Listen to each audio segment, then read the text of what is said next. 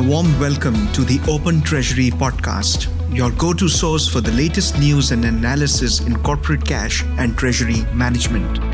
This show is brought to you by CTMfile.com and the Treasury News Network, where treasury professionals learn and share the information that matters most.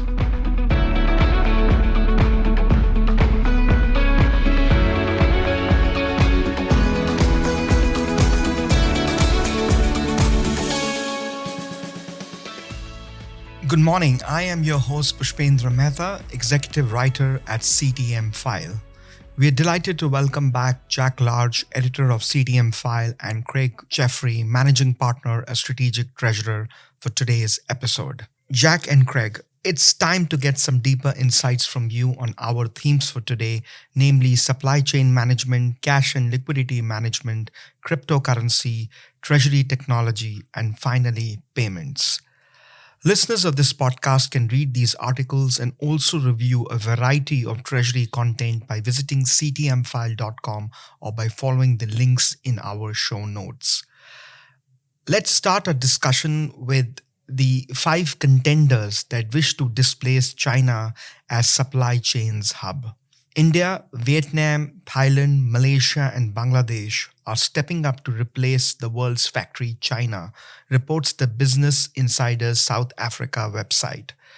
The website suggests it was really the pandemic and China's recently abandoned zero COVID policy that underlined to corporates the importance of not depending on one country alone for their manufacturing needs. If you were a corporate treasurer, would you diversify supply chains away from China and look to one or more of these 5 destinations or elsewhere to hedge your business risks? Oh, yes. And the classic example is Apple, who have now started to reduce their dependence on China, and there are quite a few other manufacturers who are doing exactly the same. The issue is going to be from the buyer's side in terms of managing the supply chain in different areas. We've got Tesco, one of the biggest retailers in the UK, are being sued by one factory group in Thailand for basically making them work in inhuman conditions. And the regulators are getting involved in this as well. So the issue is not just to move out of China, but also how do you manage the new locations? And that's where we're starting to see great progress in the regulation and the controls. Yeah, Push, as we look at this move from just-in-time inventory to just-in-case and having more diversification, more sources of readiness because of the disruption to the supply chain, this dispersion is necessary. We've long sought to arbitrage labor prices in different areas, but this consistency of production, standards about the rule of law, production, safety, these are all pushing to some of these other countries. So people are doing more onshoring, nearshoring, friendly shoring. This is a significant trend. China hasn't helped their case with some of the activities they've done of late. And so, India with about, almost 3.5 trillion in GDP, down to Vietnam, who's the smallest of the group, is little over 400 billion in GDP. These countries, Thailand, Bangladesh, Malaysia, and Vietnam, they all stand to gain quite a bit from this activity. So this is what companies are doing. This diversification and safety is what treasurers have long been advocating in different areas. But I think the events have helped to push this. Yeah, just one additional point from me is that there's a new law in Germany which insists on the Supply Chain Due Diligence Act, it's called. And the due diligence applies to the welfare of the workers in the supply chain. And that is now legal statute in Germany.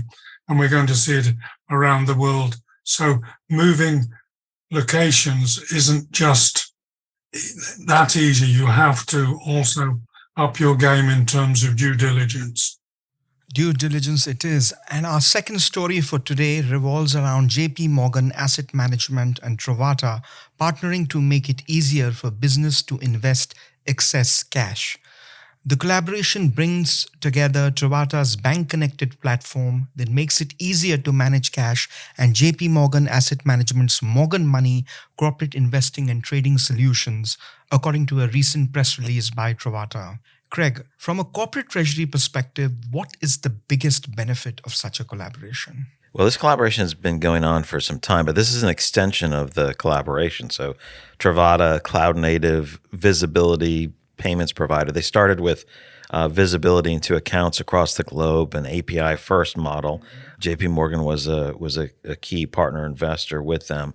They expanded that to accounting and payments. This continues on to more forecasting as well as the link to investment. So this type of collaboration, why does it matter? It's how does it move up the value chain? What's most important? And how do you expand that? And part of that value is what can you do? How easily can you do that? And who is in the network and your partnership here? So JP Morgan and Trovata, there's a lot of synergies there. There's not a unique link between those two. Trovata certainly works with other banks as well, but this is a move to ease of greater capacity, greater activities. So this is kind of on the same runway that we've seen treasury management systems over time take. The key piece for me is that you're seeing more and more integration between banks and different suppliers. This is just one example of how we're seeing things coming together. What we're also seeing is companies getting involved, and we're going to see this increasingly.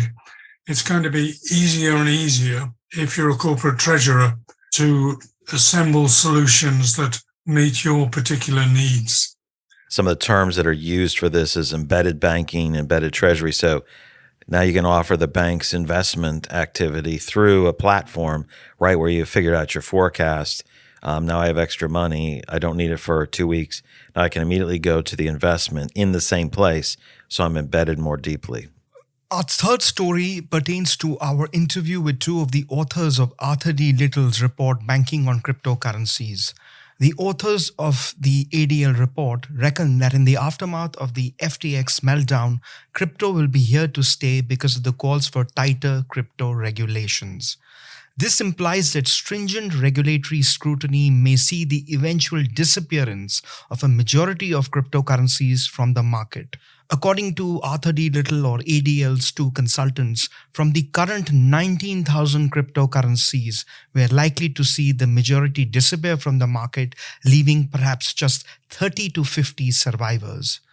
A year ago, as of January 26, 2022, a total of 27 US publicly listed companies held around 217,000 bitcoins in their treasuries for a total notional value of more than US $8 billion, according to data from tradingplatform.com. Last month, the Securities and Exchange Commission in the US issued new guidance for publicly traded companies advising them to disclose their exposure and risk in the cryptocurrency market to investors. Jack, while the uptake for crypto has been limited among corporations, what advice would you offer to treasury departments of those corporations that have some level of exposure to crypto, either through investments or partnerships? Caution is the word here. We're seeing caution from banks. We're seeing regulators getting involved. The impressive figure of the AD Little thought that it would go down from 19,000 cryptocurrencies to some 30 to 50. We've only got 180 fiat currencies. So that's a major change, but it reflects the difficulty of managing this type of instrument, this type of storage of value. The other part that's important here is that we're going to see these cryptocurrencies become part of payments, particularly as we're going to see increasingly central banks offering digital currencies. So again, the corporate's going to have to be careful and cautious. The other point is that the nature of the cryptocurrencies is changing dramatically. You've got Bitcoin, where mining costs an incredible figure of consumption of electricity in Netherlands just to mine new coins, while we're starting to see other coins, which are POS Slack based currencies, which from an Ethereum to name but one, which are going to stabilize. And so we're going to see some options. And again, caution for the corporate treasurer. Yeah, on the mining of Bitcoin or mining of some of these digital currencies is a huge amount of electricity, the equivalent of the Netherlands. That's a big industrialized or a very big developed country. I know most mining operations are moving to those areas that have significant excess capacity or cheap capacity through things like hydropower.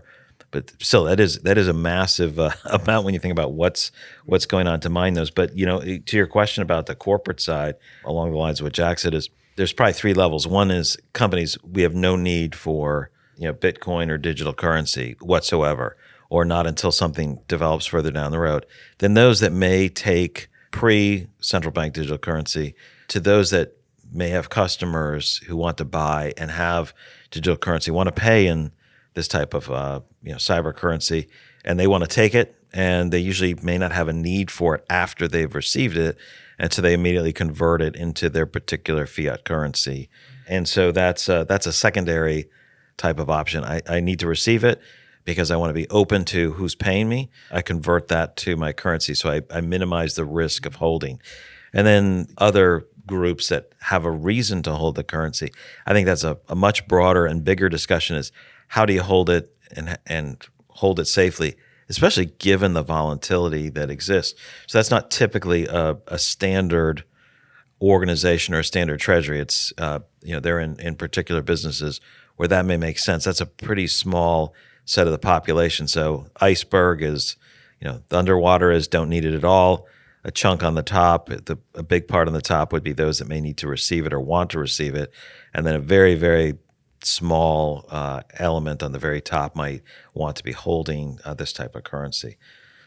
The consumer-based businesses are going to have a problem because the central bank digital currencies are coming, and the conversion from the cryptocurrency to the fiat currencies is going to become important over time. Again, the corporate treasurer needs to be careful as to how and with whom they do this. Yeah, I mean the idea of let's segment digital currencies, the use of distributed ledger technology, which many of these currencies take, and how they exist. That technology is quite good and useful. The application of some of the digital currencies, does that make as much sense long term? And I think there's some arguments about that we probably need to get into. Not on today's call, but I think there's a lot. Which ones will survive? But Jack's recounting of the report that said, "Hey, we're going to go from 19,000 down to 30 to 50 or less," is extremely cautionary title, which is what he started off with. Our next topic for discussion is about Treasury technology and intelligence that features in part 3 of our published article series titled Top 10 Corporate Treasury Focus Areas from 2022 that are expected to linger into 2023. Blockchain, open banking and APIs, cloud-based TMS, RPA, artificial intelligence, machine learning, and big data analytics are key technologies that are redefining corporate treasury. In the light of this, Strategic Treasurer's 2022 Treasury Technology Analyst Report acts as a guide and an aid to practitioners exploring how treasury technology meets treasury needs. Craig, can you tell us more about the report and also what to expect in treasury technology in 2023? The report, you can see the report, a link to the report. It's a free report in the show notes. There's quite a bit that can be gathered from that. It's free, download it quite a bit. But what can we expect in technology? You mentioned a bunch of tech things. I'm going to just do a quick run through a few of them. So RPA is this idea of being able to move, data or interact between systems. So it's like a macro between systems, if you put it in simple terms. Almost every treasury area needs to have people who can run and do these things. This buys and saves some time. It's not the coolest thing that exists, is not what you need for everything, but it certainly saves time and helps processing across the board. So this is This needs to become more of the table stakes, the standards that exist. What I think is more interesting as we go through 2023 and into 2024 will be the ongoing growth of APIs through embedded Treasury, like the example we had with Trovata and the investments, with JP Morgan, as well as, the ability to pass data, execute transactions, get confirmations through the use of APIs. That allows a deeper integration. Integration matters, not necessarily the method that you do it, but when it's an efficient method, that it's easier to do, it's harder to break. So we expect to see those extend and grow above what corporate expectations are. That's one of the few technologies that has been adopted faster than people expected it to when we take surveys. Usually it's the other way. There's a discount off of what they expect to do. Blockchain, I don't expect a lot of big news in 2023 on blockchain. I think that's a much more slow burn and growth over time, something to pay attention to, but it's not as much as on fire as APIs. The use of artificial intelligence and machine learning, I know there's some people that are skeptical of it. Hey, it's not working great for every type of forecasting. Yeah, it helps with checking and, for errors or anomalies in payments, which can help detect fraud. So there can be some views where it's very limited. But the fact that we're seeing success in areas and ongoing adoption, particularly with technology providers and banks, this is a significant area. We will see growth in 2023, 2024, and 2025. So there's never a single year of something. We may hit an apex or an inflection point that shows, hey, we've reached 25% adoption or 50. We've got the majority of what's going on. But these are going to be significant years for AI and machine learning. I really think. I think the ongoing growth of people moving towards cloud native technology, from the SaaS environment to the faster developing cloud native within a software as a service environment. I think we're going to continue to see that. Those are organizations that are using that technology are developing faster and scaling their customer base faster. So we expect to see that continue. That's another shift of, from one technology mountain to another. I agree about the cloud native solutions becoming more and more important.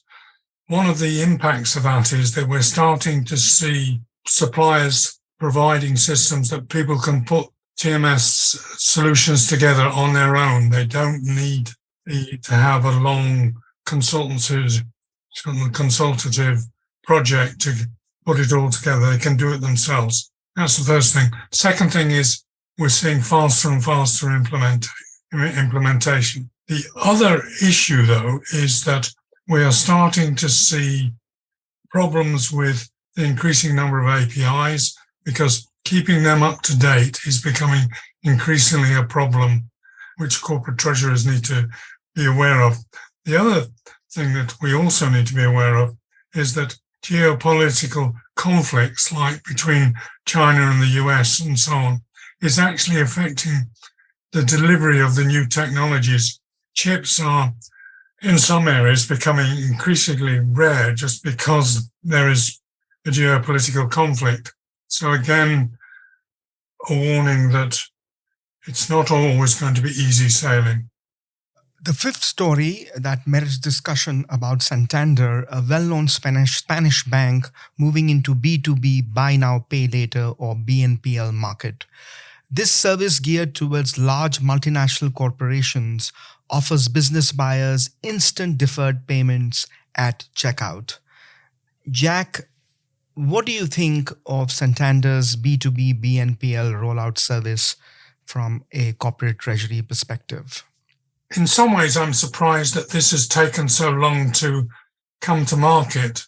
The technology and the databases, because when you offer a service like this, able to offer a credit at the point of sale, you need a very advanced database to be able to see whether the business is good for credit or not, which is why you've got the tie-up with Alliance. That's my first point. And the second point is that the use of buy now, pay later in some ways has been with us.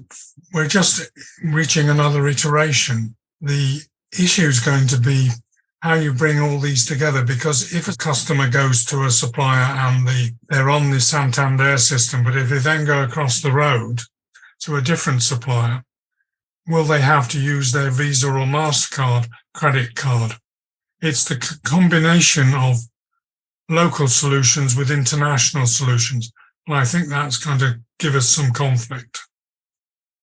You know, when I look at this article, one other thing comes to mind is the fact that some of this technology makes other businesses more viable or easier to adopt. This is the use of APIs between these two systems. So this embedded banking or embedded treasury activity allows these two activities to be put together more easily.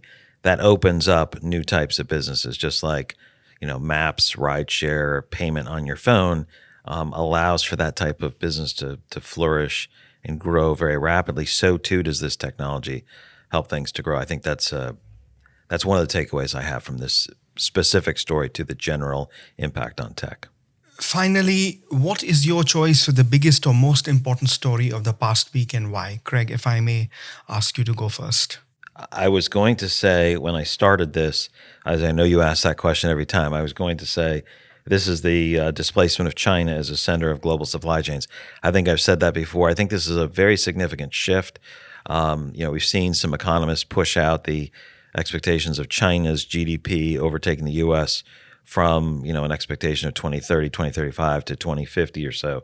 I think this is a very, very significant change. I'm kind of torn between that and the embedded finance, embedded treasury story, because we have two of them here. One is expanding the connection between the bank and investment. The other is the buy now, pay later from sellers and financiers. I think because I've said the other one before, I'm going to go with the tech route and how that influences these business collaborations more rapidly. My biggest, most important point for me is that supply chains, okay, they're changing and they're moving from just focusing on one area to moving to multi-country. What is the biggest revolution, as far as I can see, is this change in the regulation of supply chains, where you are seeing, and we've got the first example with Germany, mandating that regulatory control affects not only the operations inside Germany, but also wherever they trade and wherever they use their supply chain. The responsibility for business becomes greater rather than less. I think that's going to be one of the biggest problems for corporate treasurers to manage as we go forward. Thank you, Jack and Craig, for your time and informative analysis. We would also like to thank our CTMfile audience for joining us on this edition of Open Treasury. Please subscribe and look in the show notes for the article links. Thank you.